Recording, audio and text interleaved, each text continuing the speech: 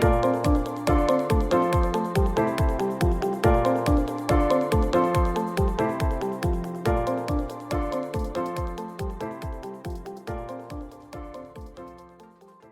everyone, welcome back to another recap podcast from SNXweave, where we give quick weekly recaps of news and important updates from the previous week from the Spartan Council and core contributors, as well as discuss what the Grants Council and ambassadors are up to, so let's get started. The new councils are in full swing, with the first week of the Epic now under their belts. Last week, Spartan Council discussed several SIPs and heard 3 SIP presentations, so let's review them. SIP 229 for the Synth Optimism Bridge was discussed as it was implemented a while ago but has been paused pending internal reviews. Caleb was concerned that this would not be considered a standard bridge because there is protocol debt associated with each SUSD. Currently, there are no limits on transfer volume, which could be resolved by SIP 230 for universal circuit breakers or another SIP. DB thinks this should be separate since SIP 230 is already approved and ready to deploy. Caleb also brought up a new SIP he wrote, SIP 258, to improve the pricing of atomic swaps by incorporating directionality of the trade into the Uniswap pricing methodology. This SIP aims to reduce fees while also facilitating more competitive fills.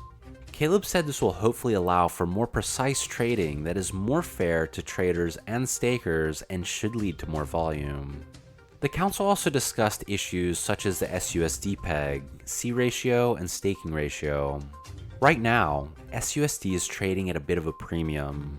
This isn't as much of an issue on L1 because when SUSD is trading high, so is SETH, so the pair ratio is about the same. There may be a routing issue with 1inch, possibly that it's routing through Uniswap instead of Curve. The council proposed some solutions to this, including lowering the C ratio, changing L1 loan parameters, or increasing LUSD wrapper fees. Terabellus is opposed to using wrappers to fix the peg, and thinks the willingness to use them could be an issue in the future. Everyone else, on the other hand, agreed that wrappers are the most effective way to fix the peg, and changing the loan parameters wouldn't guarantee the desired result. Lastly, Kane proposed reducing the C ratio to 300%, which the entire council was against. He also proposed reducing the target staking ratio in SIP 202 to 55% as a way to start reducing inflation. The target ratio was a configurable parameter in the original SIP, and since the current ratio is 65%, setting the target to 55% would trigger a gradual decrease in inflation. After the call, several SIPs were presented. The first was SIP 255 to redistribute SUSD fees on L2. This SIP was presented by DB and proposes changing the SUSD fee distribution to send additional SUSD to L2, where the amount is proportional to the amount of SNX on L2. The primary concern is that the logic of this SIP assumes no fees are generated on L2, which is not true, and this creates a fee distribution imbalance. A possible solution to this is to make the distribution from L1 to L2 an SCCP configurable value. There was some discussion on this SIP, and Afif reiterated his position that any fix other than a fully equitable distribution of fees is not a step forward. Daniel initially said he would have voted yes for this SIP, but was surprised by the fee generation data on both networks, specifically that L1 fees were not always higher than L2 even after atomic swaps. Ali also brought up that this adds to the V2X scope, and any additional resources spent on V2 could create V3 delays. The next presentation was SIP 252 for the liquidation of SNX escrow. Caleb presented this SIP explaining that it will update the SNX liquidation functionality laid out in SIP 148 to allow SNX escrow entries to be liquidated in addition to SNX tokens held in accounts. Escrowed SNX would not be eligible for self-liquidation. It would, however, be eligible for forced liquidation if the account was flagged and there was not enough transferable SNX to cover the cost. Vesting entries eligible for liquidation first would be the ones closest to being unlocked. Daniel asked what the gas costs looked like for these liquidations, and Arthur said it's almost $1 million more in gas to liquidate accounts with escrowed entries. Once this SIP is deployed, approximately $3 million in SNX would be eligible for liquidation immediately. The last presentation was SIP 257 for a debt ratio futures market. This SIP proposes creating a futures market for the Synthetix debt share price for capital-efficient debt hedging. Arthur explained that this will allow smaller stakers to hedge debt using this market and pay the funding rate premium to larger stakers who are able to hedge externally. It's more capital efficient because it uses leverage, and the proposed parameters are pretty defensive for rollout. So if there's any behavior that looks concerning, it can be wound down and retired. In Grants Council updates, the team had a productive planning meeting last week, giving JVK a thorough introduction to the ins and outs of Synthetix grants. JVK will be jumping right in to help with a few ongoing initiatives, including the Hero Stats page and NFT project. The team also discussed a new issue that was brought to their attention. The tipbot only allows one wallet to tip at a time, which is an issue when the Grants Council member who is managing that wallet is unavailable. They're exploring other ways to tip, including a personal tip and reimbursement process. The tips are currently in SNX, but they are considering an SUSD tip as well. On another note, the wrapper UI is very close to completion.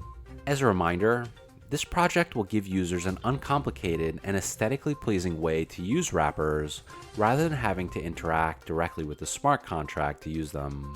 This UI will allow more users to take full advantage of this feature.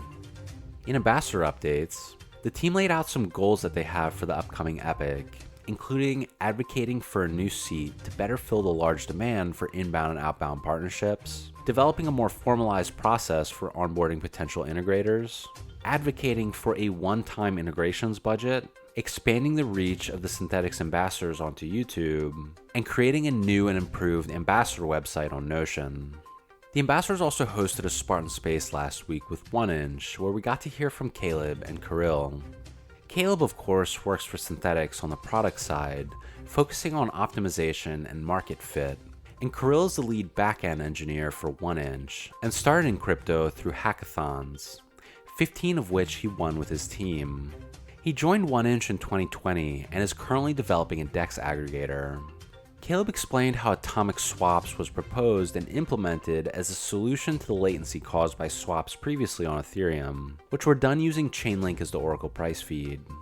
The preference is obviously for transactions to execute in a single transaction rather than two transactions separated by 6 minutes.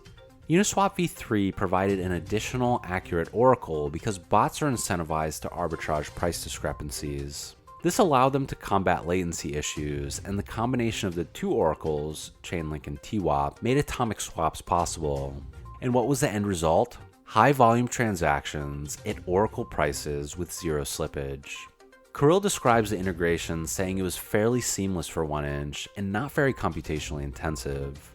Users also gained a lot from this integration, and $2 billion in volume was routed through Synthetix in June. Caleb agreed, saying it's really amazing how such a small change could produce such incredible results. When asked if there's any stale flow in the volume, the guest said that it's being monitored and the fills are very close with centralized exchange prices because of the incentive to arbitrage. So if a lot of the volume was stale flow, there would be a lot of recycling from synth to synth. But they said they're not seeing that because it's not profitable since the prices are competitive. Currently, all the transactions are under $10 million, and the biggest barrier to further increasing transaction volume for 1inch is synth liquidity on Optimism. A lot of bots are using this functionality to arb curve pools, usually in the $50,000 to $100,000 range, and some are arbing centralized exchanges in the $500,000 to $2 million range. Quenta users are also using this functionality, and Quenta was actually the first to integrate atomic swaps. The ambassadors and 1inch guests also discussed other topics such as current incentives for integrators and who benefits from all these atomic swaps. So be sure to check out the recording if you missed it. And that's it for today's updates. Be sure to check out our weekly recap blog post, share this podcast link, and let us know what you think and what you'd like to hear more about from SNXweave. Thanks for listening.